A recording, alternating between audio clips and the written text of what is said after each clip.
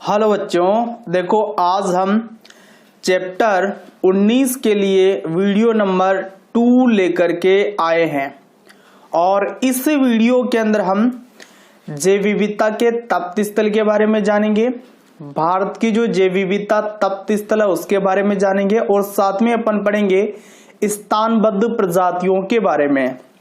तो इन तीनों टॉपिकों से जुड़े हुए जो इंपॉर्टेंट क्वेश्चन हैं वो इस वीडियो के अंदर अपन करने वाले हैं। तो स्टार्ट करते हैं। हाँ जी, देखिए पिछला जो वीडियो था उसके अंदर अपन टोटल 9 क्वेश्चन देख चुके थे और आज अपन जो 10वां क्वेश्चन है वहां से स्टार्ट कर रहे हैं। तो हमारे सामने क्वेश्चन है कि जैव विविधता तप्त स्थल, जैव विविधता तप्त स्थल यानी कि बायोडाइवर्सिटी हॉटस्पॉट किसे कहते हैं। तो वैसे आपको बता दूं कि जैव विविधता तप्त स्थल या बायोडाइवर्सिटी हॉटस्पॉट की जो संकल्पना थी वो नॉर्मन मेयर्स के द्वारा सबसे पहले दी गई थी और उन्हीं के अनुसार जो जैव विविधता तप्त स्थल है उसकी अपन बात कर रहे हैं। तो देखो, अत्यधिक जैव विविधता संपन्न एवं विशेष क्षेत्रीय प्रजातियों के आवास स्थान रहे वे भौगोलिक क्षेत्र जहां की महत्वपूर्ण जैव विविधता मानव की स्वतःपूर्ण गतिविधियों के कारण नष्ट हो रही है उसे क्या बोला जाता है? जैव विविधता तप्त स्थल बोला जाता है। यानी कि ऐसे क्षेत्र हैं जैव विविधता तप्त स्थल जो जैव विविधता संपन्न है, मतलब जहां पर बहुत ज्यादा जैव विविधता पाई जाती है। दूसरी बात, वहां पर विशेष क्षेत्रीय प्रजातियां या स्थानबद्ध प्रजातियां पाई जाती है। ये विशेष क्षेत्रीय प्रजातियां या स्थानबद्ध प्रजातियां ऐसी जातियां होती जो किसी क्षेत्र विशेष में ही पाई जाती है, अन्य जगहों पर वो नहीं पाई जाती है। तो जहां पर अत्यधिक जैव विविधता है और जहां पर विशेष क्षेत्रीय प्रजातियां भी पाई जाती है, लेकिन वर्तमान में मानव की स्वार्थपूर्ण गतिविधियों के कारण वहां की जो जैव विविधता है वो नष्ट हो रही है, तो ऐसा कोई स्थान है तो उसे अपन बोलते हैं जैव विविधता तप्त स्थल या हॉटस्पॉट। तो ये तो नॉर्मन मेयर्स की परिभाषा है। हालांकि आपकी बुक में एक और परिभाषा दी गई है, देखो ये आपकी बुक की परिभाषा है। ऐसे क्षेत्र जहां बहुत अधिक जैव विविधता होती है, जैव विविधता तप्त स्थल कहलाते हैं। तो आपकी किताब के अनुसार यह है कि ऐसे क्षेत्र जहां पर बहुत ज्यादा जैव विविधता है उसे अपन क्या बोलते हैं? जैव विविधता तप्त स्थल बोलते हैं। लेकिन ये परिभाषा अधूरी है। ऐसे क्षेत्र जहां पर अत्यधिक जैव विविधता है लेकिन वर्तमान में मानव की स्वार्थपूर्ण गतिविधियों के कारण वहां की जैव विविधता संकट में है, ऐसे क्षेत्रों को अपन क्या बोलते हैं? जैव विविधता तप्त स्थल बोलते हैं। तो ये वैसे ज्यादा सही ऊपर वाली परिभाषा, फिर भी आपकी बुक में ये परिभाषा लिखी हुई है तो आप ये भी याद कर सकते हैं। ठीक है, तो आप वीडियो पॉज करके नोट कर सकते हैं या फिर इसका स्क्रीनशॉट ले ले। मैं नेक्स्ट क्वेश्चन की तरफ बढ़ता हूं और नेक्स्ट क्वेश्चन में आपको क्लियर भी हो जाएगा भी जैव विविधता तप्त स्थल किसे अपन बोलते हैं, कौन कौन सी शर्तें हैं जिसके लिए अपन जैव विविधता तप्त स्थल घोषित करते हैं किसी क्षेत्र को। तो नेक्स्ट क्वेश्चन आप देखिए।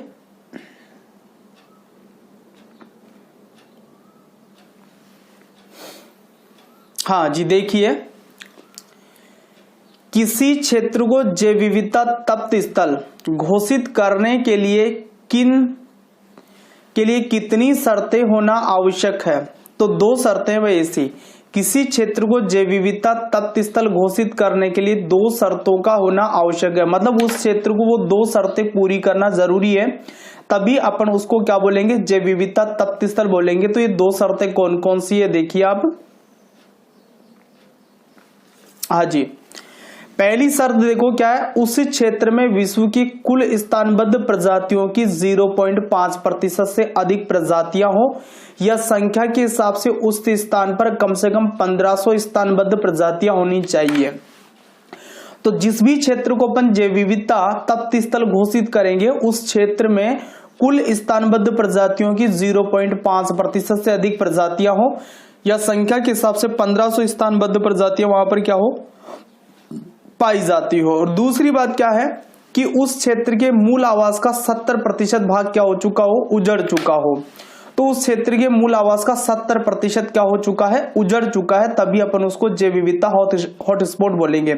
तो इसीलिए मैंने ये शर्त लगाई थी वहां पर कि जैव विविधता तप्त स्थल में जैव विविधता ज्यादा है, पहले उस क्षेत्र में पहले जैव विविधता ज्यादा रही थी, लेकिन मानव की स्वार्थपूर्ण गतिविधियों के कारण वहां की जैव विविधता संकट में, मतलब वहां का जो मूल आवास है वो मानवीय गतिविधियों के कारण नष्ट हो रहा है। तो ये दो शर्तें, इन दो शर्तों के आधार पर अपन ये निर्धारित करते हैं कि किस क्षेत्र को जैव विविधता तप्त स्थल घोषित करना और किसको नहीं करना है। ठीक है, क्लियर बात। आगे बढ़ते हैं अब। हाँ जी, देखिए प्रश्न अगला, जैव विविधता तप्त स्थल बायोडाइवर्सिटी हॉटस्पॉट की अवधारणा सबसे पहले किसने प्रस्तुत की थी? तो जैव विविधता तप्त स्थल की अवधारणा सबसे पहले सन 1988 में नॉर्मन मेयर्स ने प्रस्तुत की थी। तो जैव विविधता तप्त स्थल की जो अवधारणा, मतलब ये शब्द और इससे संबंधित जो अर्थ था वो सबसे पहले नॉर्मन मेयर्स के द्वारा प्रस्तुत किया गया था। और अभी थोड़ी देर पहले अपन ने नॉर्मन मेयर्स की ही परिभाषा पढ़ी थी, ऐसा क्षेत्र जहां पर बहुत ज्यादा जैव विविधता थी, जहां पर बहुत ज्यादा स्थानबद्ध या विशेष क्षेत्रीय प्रजातियां पाई जाती है, लेकिन मानवीय गतिविधियों के कारण वहां की जैव विविधता अब संकट में है। ऐसे क्षेत्र को अपन ने क्या बोला था, जैव विविधता तप्त स्थल घोषित किया था। ठीक है, क्लियर है बात। अब आगे बढ़ते हैं, कुछ महत्वपूर्ण जो पॉइंट है जैव विविधता से संबंधित वो देख लेते हैं, जिनमें से कुछ रिक्त स्थान जो है वो हमसे पूछे जा सकते हैं। तो देखिए कौन कौन से पॉइंट है ये। तो पहला पॉइंट देखो कि वर्ष 1999 में विश्व के 25 क्षेत्रों को जैव विविधता तप्त स्थल घोषित किया गया था। तो सबसे पहले 25 क्षेत्रों को जैव विविधता तप्त स्थल घोषित किया गया था। कब घोषित किया गया था? 1999 के अंदर। तो आपको रिक्त स्थान कहां कहां पूछा जा सकता है, वैसे मैंने पहले से अंडरलाइन मार रखा है, तो आप यहां पर समझ सकते हैं कि कहां पर आपको रिक्त स्थान बना करके दिया जा सकता है। दूसरा पॉइंट देखिए, वर्तमान में विश्व के कुल 34 जैव विविधता तप्त स्थल है, जिनका कुल क्षेत्रफल पृथ्वी के भू क्षेत्रफल का 2.3% है। तो वर्तमान के अंदर इस विश्व के अंदर टोटल जो जैव विविधता क्षेत्र तप्त स्थल है उनकी संख्या कितनी है? 34 है। तो ये 34 जो जैव विविधता तप्त स्थल है, इनका जो क्षेत्रफल है, इनके क्षेत्र का क्षेत्रफल जो है वो पूरे विश्व का कितना है? 2.3% है मात्र। कितना है? 2.3%। अब 2.3% इनका क्षेत्रफल है, लेकिन उसके बावजूद इन क्षेत्रों के अंदर बहुत ज्यादा जैव विविधता देखने को मिलती है। तो नेक्स्ट पॉइंट देखिए आप, विश्व के घोषित 34 जैव विविधता तप्त स्थल में पृथ्वी पर मिलने वाले रीढ़दार जीवों की 42% स्थानबद्ध जातियां, मीठे पानी की 55% मछली प्रजातियों और वनस्पति की 50% स्थानबद्ध जातियां पाई जाती है। तो ये जो 34 जैव विविधता तप्त स्थल है, इनका क्षेत्रफल मात्र 2.3% है, लेकिन उसके बावजूद यहाँ पर 42% रीढ़दार जीव, जो मतलब रीढ़ की हड्डी वाली जो जीव है उनकी स्थानबद्ध प्रजातियां यहाँ पर निवास करती है। और मीठे पानी की जो मछली की प्रजातियां हैं वो 55% है यहाँ पर, और वनस्पतियों की मतलब पेड़ पौधों की जो स्थानबद्ध जातियां हैं वो 50% इन्हीं क्षेत्रों के अंदर क्या होती है? निवास करती है। तो इसलिए जैव विविधता तप्त स्थल जो है काफी महत्वपूर्ण है। तो ये तीनों पॉइंट आप वीडियो पॉज करके नोट कर लें या इनका स्क्रीनशॉट ले लें। रिक्त स्थानों में ये बातें हमसे पूछी जा सकती है, और मैंने ग्रीन कलर से इनको अंडरलाइन भी कर रखा है कि कहां कहां रिक्त स्थान दिया जा सकता है। तो आप वीडियो पॉज करके नोट करें या स्क्रीनशॉट ले लें। मैं आगे बढ़ रहा हूं अब।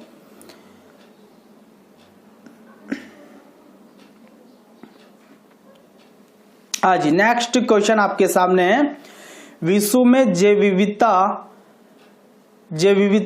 कुल कितने तप्त स्थल है? तो विश्व में जैव विविधता के कुल कितने तप्त स्थल है? 2018 बोर्ड एग्जाम 2018 के अंदर प्रश्न आया है। तो विश्व के अंदर जो टोटल जैव विविधता तप्त स्थल है उनकी संख्या कितनी है? 34 है। हालांकि शुरुआत में 25 ही जैव विविधता तप्त स्थल घोषित किए गए थे, लेकिन वर्तमान में कितने हैं जैव विविधता तप्त स्थल या बायोडाइवर्सिटी हॉटस्पॉट? 34 है। ठीक है, नेक्स्ट क्वेश्चन की तरफ बढ़े अब।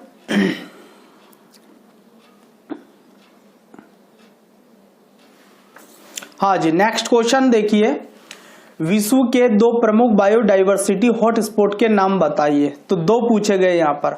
तो यहाँ पर मैं 4 नाम आपको बताऊंगा, और ये जो चारों नाम है, ये चारों जो जैव विविधता हॉटस्पॉट है, ये भारत को छोड़ करके अन्य देशों के बता रहा हूं मैं केवल। तो यहाँ पर देखो, विश्व के प्रमुख बायोडाइवर्सिटी हॉटस्पॉट या जैव विविधता तप्त स्थल, तो इसमें अंटार्कटिका वन, दक्षिण पश्चिम चीन के पर्वत, मध्य अमेरिका और मध्य चिली। तो आप कम से कम 2 याद रखेंगे जो भारत के अलावा किसी अन्य देश में है, तो अंटार्कटिक वन, दक्षिण पश्चिम चीन के पर्वत, मध्य अमेरिका, मध्य चिली। ये 4 नाम है, 4 में से कोई भी 2 आप याद कर लें। इसके बाद में आगे बढ़ते हैं अपन, तो नेक्स्ट क्वेश्चन की तरफ बढ़ते हैं भाई। देखिए नेक्स्ट क्वेश्चन, भारत में पाए जाने वाले जैव विविधता तप्त स्थल या बायोडाइवर्सिटी हॉटस्पॉट के नाम बताइए। तो भारत के अंदर कौन कौन से जैव विविधता तप्त स्थल है, उनके नाम हमें क्या करना है, यहां पर बताने हैं।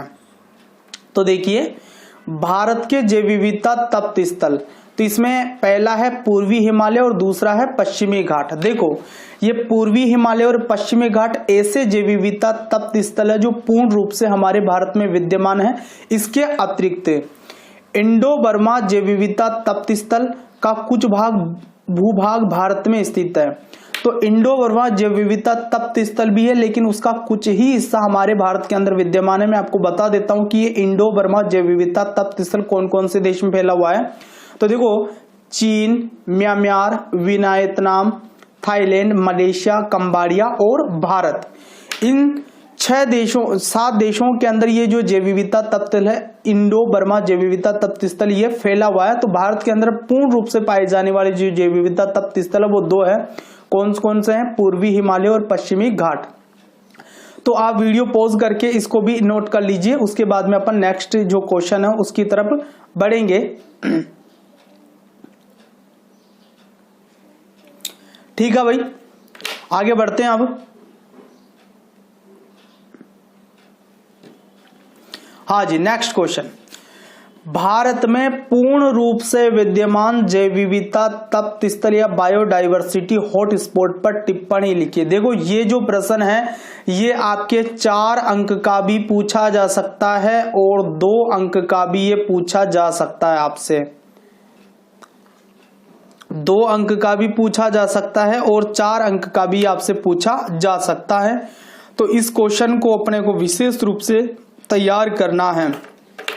तो हम सभी को पता है कि भारत में पूर्ण रूप से जो जैव विविधता तप्त स्थल है वो 2 ही पाए जाते हैं। तो देखिए उत्तर देखिए यहाँ पर, भारत के जैव विविधता तप्त स्थल, तो विश्व में पाए जाने वाले जैव विविधता तप्त स्थलों में से 2 जैव विविधता तप्त स्थल पूर्ण रूप से भारत में पाए जाते हैं जो निम्नलिखित है।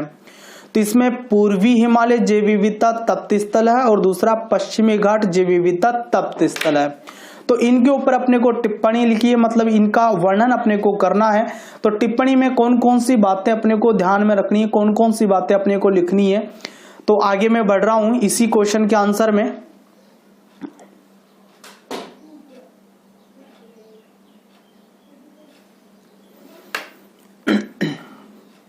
तो देखिए पूर्वी हिमालय जैव विविधता तप्त स्थल, इसके बारे में पढ़ रहे हैं अपन पहले। तो इस जैव विविधता तप्त स्थल के अंतर्गत पूर्वी हिमालय का असम, अरुणाचल प्रदेश, सिक्किम तथा पश्चिम बंगाल राज्यों का क्षेत्र आता है। हिमालय पर्वत श्रृंखला असीम जैव विविधता से संपन्न है। तो देखो सबसे पहले अपन ने ये बताया कि ये जो पूर्वी हिमालय जैव विविधता तप्त स्थल है ये कहाँ कहाँ फैला हुआ है। तो ये पूर्वी हिमालय का जो असम है, अरुणाचल प्रदेश है, सिक्किम है और पश्चिम बंगाल राज्य है, उसके अंदर ये फैला हुआ है। तो हमारा जो हिमालय पर्वत श्रृंखला है वो असीम जैव विविधता तप्त स्थल है या बहुत ज्यादा जैव विविधता से संपन्न है। तो आगे देखिए इसी के अंदर क्या बात अपन जानेंगे। तो देखिए 7,50,000 वर्ग किलोमीटर क्षेत्र में फैले हिमालय की जैव विविधता तप्त स्थल क्षेत्र में वनस्पतियों के लगभग 1000 प्रजातियां पाई जाती है, जिनमें से 3160 प्रजातियां स्थानबद्ध है। यहाँ 300 प्रजातियां स्तनधारी जीवों की है, जिनमें से 12 प्रजातियां कैसी है, स्थानबद्ध है। तो ये जो क्षेत्र है इसका जो क्षेत्रफल है वो कितना है, 7,50,000 वर्ग किलोमीटर है और यहाँ पर वनस्पतियों के लगभग 10,000 प्रजातियां पाई जाती है, जिनमें से 3160 प्रजातियां कैसी है, स्थानबद्ध है। और यहाँ पर 300 प्रजातियां स्तनधारी जीवों की है, जिनमें से 12 प्रजातियां कैसी है, स्थानबद्ध है। अच्छा, यहाँ पर कुछ उदाहरण देखो, इस क्षेत्र में पाए जाने वाले कुछ प्रमुख जीवों के नाम निम्नलिखित है। तो इस क्षेत्र में पाए जाने वाले कुछ जीवों के नाम आपको याद रखने हैं। तो यहाँ पर जो उदाहरण मैं दे रहा हूँ वो याद रखना है, जैसे सुनहरा लंगूर, उड़न गिलहरी, हिम तेंदुआ, गांगे डॉल्फिन। तो ये 4 नाम आपको ध्यान रखना है, सुनहरा लंगूर, उड़न गिलहरी, हिम तेंदुआ और गांगे डॉल्फिन। ठीक है, तो अभी अपन ने एक बिंदु पढ़ लिया इसका, पूर्वी हिमालय जैव विविधता तप्त स्थल। अब इसके बाद में पश्चिमी घाट जैव विविधता तप्त स्थल के बारे में भी अपन टिप्पणी लिखेंगे। तो देखो इसके अंदर क्या लिखना है, हाँ जी देखिए, पश्चिमी घाट जैव विविधता तप्त स्थल।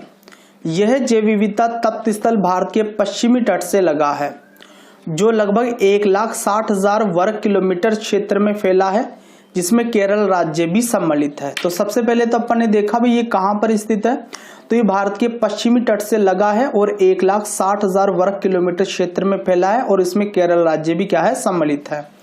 अब इस क्षेत्र में वनस्पतियों की 5,916 प्रजातियां पाई जाती है, जिनमें से लगभग 50% केसीय स्थानबद्ध है।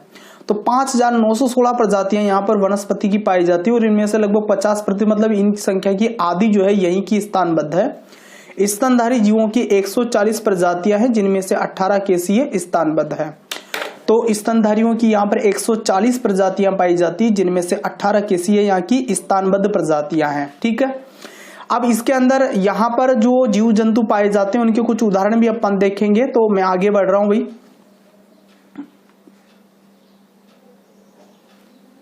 हाँ जी, तो इन क्षेत्रों में पाए जाने वाले प्रमुख जीवों के नाम निम्न है। तो इसमें देखो नीलगिरी तहर, मेकांक बंदर, एशियाई हाथी, मालाबार गंध बिलाव आदि। तो 4 नाम आपको ध्यान रखना है, नीलगिरी तहर है, मेकांक बंदर है, एशियाई हाथी और मालाबार गंध बिलाव आदि जो है वो इस क्षेत्र के अंदर रहने वाली प्रजातियां हैं। ठीक है, तो 2 नंबर या 4 नंबर वाले बड़े क्वेश्चन में ये प्रश्न पूछा जा सकता है, इसलिए आप इसको अच्छे से तैयार करेंगे, बड़ा क्वेश्चन है। अब इसके बाद में नेक्स्ट क्वेश्चन की तरफ अपन बढ़ते हैं। तो देखिए यहां पर प्रश्न है हमारे सामने कि स्थानबद्ध प्रजातियां या विशेष क्षेत्रीय प्रजातियां किसे कहते हैं, उदाहरण लिखिए। तो बहुत देर से अपन देख रहे हैं भाई स्थानबद्ध प्रजातियां क्या होती है। तो देखो ऐसी प्रजातियां जो एक क्षेत्र विशेष में ही पाई जाती है, अर्थात जिनका वितरण एक सीमित क्षेत्र में होता है, वो क्या कहलाती है, वहां की स्थानबद्ध प्रजातियां कहलाती है। तो ऐसी प्रजातियां जो एक क्षेत्र विशेष में पाई जाती है, यानी कि जिनका वितरण एक सीमित क्षेत्र में होता है, वो क्या कहलाती है, स्थानबद्ध प्रजातियां कहलाती है। अब उदाहरण भी देखिए स्थानबद्ध प्रजातियों के, जैसे लेमूर नाम का प्राणी है, ये मेडागास्कर द्वीप पर ही पाया जाता है। तो यहाँ अलग से भी एक प्रश्न पूछा जा सकता है कि लेमूर प्राणी जो है कहाँ पाया जाता है, तो मेडागास्कर द्वीप पर पाया जाता है। इसी तरीके से देखो नीलगिरी थार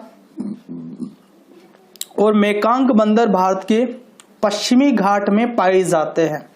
तो ये अलग से भी प्रश्न पूछा जा सकता है कि भारत के कौन से घाट पर मेकांक बंदर पाए जाते हैं, भारत के कौन से घाट पर नीलगिरी थार पाए जाते हैं, या प्रश्न ऐसे भी आ सकता है कि नीलगिरी थार कहाँ पाए जाते हैं। तो ये भारत का जो पश्चिम घाट है वहां पर ये पाए जाते हैं। ठीक है, इसके बाद में देखो मेटासिकोया पादप केवल चीन की एक घाटी में मिलता है। तो चीन के अंदर एक घाटी विशेष है और वहीं पर ये मेटासिकोया नाम का जो पादप है ये पाया जाता है, तो उस घाटी का ये स्थानबद्ध पौधा हो गया। तो आप वीडियो पॉज करके ये नोट कर लीजिए, उसके बाद में नेक्स्ट क्वेश्चन की तरफ अपन बढ़ते हैं। ठीक है भाई, किया नोट, आगे बढ़ूं।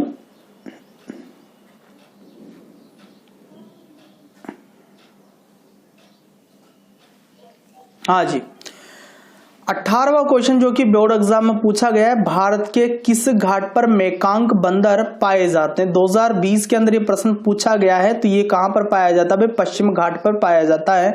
अभी मैंने स्थानबद्ध जो प्रजातियां हैं उनके जो उदाहरण बताए थे, उसी में 3 उदाहरण आपको अलग अलग बता रखे हो। तो उन्हीं में से प्रश्न बन के आया है कि भारत के किस घाट पर मेकांक बंदर पाए जाते हैं। तो कौन से घाट पर पाए जाते हैं भाई, पश्चिमी घाट के ऊपर मेकांक बंदर पाए जाते हैं। तो आप ये क्वेश्चन नोट कर लीजिए, 2020 में पूछा गया प्रश्न है, दोबारा पूछा जा सकता है। ठीक है, आगे बढ़ूं। अब आपको कुछ इंपॉर्टेंट बातें ध्यान रखनी है स्थानबद्ध प्रजातियों के बारे में। तो देखो कौन सी बातें आपको ध्यान में रखनी है। तो एक प्रश्न कई बार आ जाता है हमारे सामने कि ये जो स्थानबद्ध प्रजातियां होती है इनके संरक्षण की बहुत ज्यादा आवश्यकता पड़ती है, तो क्यों इनकी आवश्यकता पड़ती है, क्या कारण है ऐसा।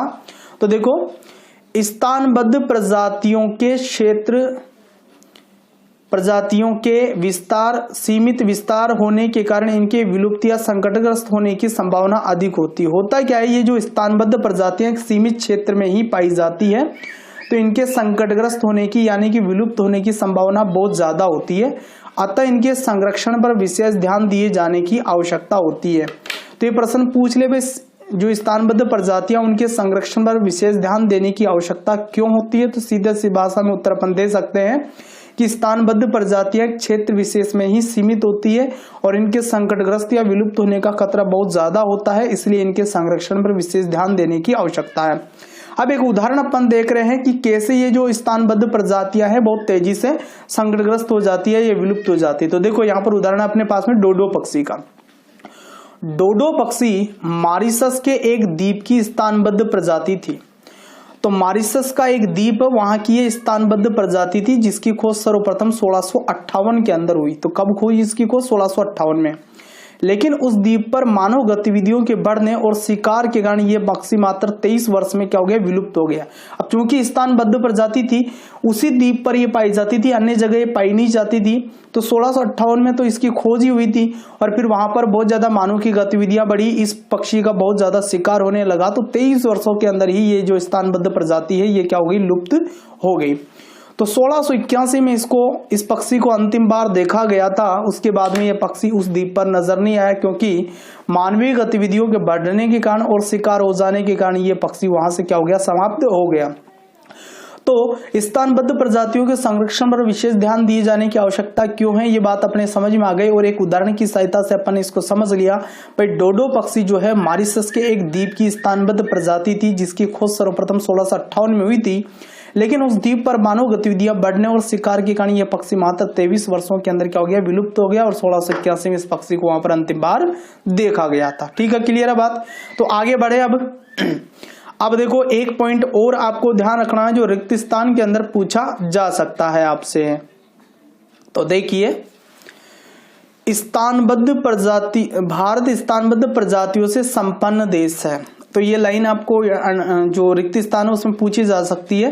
तो यहां पर मैंने कहा पूछा जा सकता है रिक्त स्थान, तो यहां लगा दिया है, ध्यान रखना इसका। भारत स्थानबद्ध प्रजातियों से संपन्न देश है। अब देखो भारत में ऐसे कौन कौन से क्षेत्र हैं जहां पर स्थानबद्ध प्रजातियां ज्यादा पाई जाती है। तो भारत के पश्चिमी घाट, उत्तर पूर्वी हिमालय तथा अंडमान निकोबार द्वीप समूह में सर्वाधिक स्थानबद्ध प्रजातियां पाई जाती। भारत के पश्चिम घाट, उत्तर पूर्वी हिमालय तथा अंडमान निकोबार द्वीप समूह में सर्वाधिक स्थानबद्ध प्रजातियां क्या होती? पाई जाती है। तो ये लाइन भी आपको रिक्त स्थान में पूछी जा सकती है और वैसे मैंने ग्रीन लाइन से पहले इसको अंडरलाइन कर रखा है, तो आप ध्यान रखना कि रिक्त स्थान कहां कहां पूछा जा सकता है। ठीक है, क्लियर है बात। इसके बाद में नेक्स्ट क्वेश्चन की तरफ अपन बढ़ते हैं। तो क्वेश्चन देखिए क्या है हमारा, भारत के राष्ट्रीय जलीय जीव का नाम बताइए। तो भारत का राष्ट्रीय जलीय जीव का नाम क्या है? गांगे डॉल्फिन। भारत का राष्ट्रीय जलीय जीव का नाम क्या है? गांगे डॉल्फिन है। तो आप ये बातें नोट कर लीजिए। इसके बाद में अपन नेक्स्ट क्वेश्चन की तरफ बढ़ते हैं। तो नेक्स्ट क्वेश्चन की तरफ अपन बढ़ रहे हैं अब।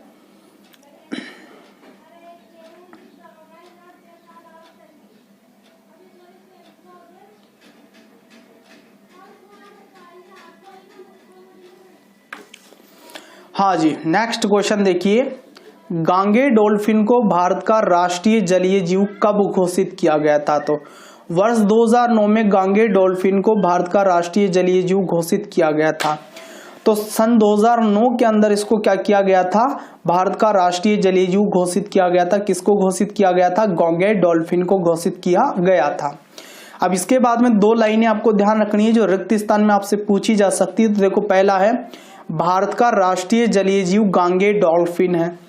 तो अभी जो अपने मॉडल पेपर दिया गया है 2021 का, उसके अंदर भी ये रिक्त स्थान में दिया गया है भारत का राष्ट्रीय जलीय जीव गांगे डॉल्फिन है। तो ये जो गांगे डॉल्फिन वाली जो लाइन है, इसकी जगह आपको खाली स्थान दे दिया जाएगा और पूछा जाएगा ऐसा प्रश्न।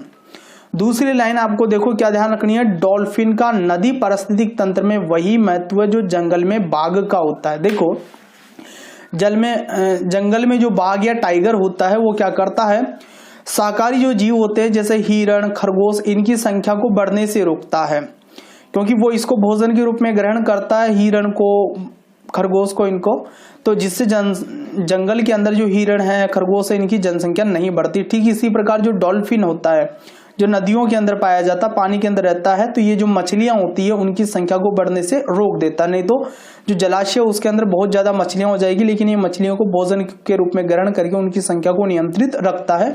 तो ये भी आपको रिक्त स्थान में पूछा जा सकता है। तो यहाँ देखो, एक तो डॉल्फिन की जगह रिक्त स्थान दिया जा सकता है और एक ये जो टाइगर या बाघ दिया हुआ है इसकी जगह आपको रिक्त स्थान दिया जा सकता है। तो डॉल्फिन का नदी पारिस्थितिक तंत्र में वही महत्व है जो जंगल में बाघ का या टाइगर का होता है। ध्यान रखेंगे ये बातें। ठीक है, आगे बढ़ते हैं भाई। अब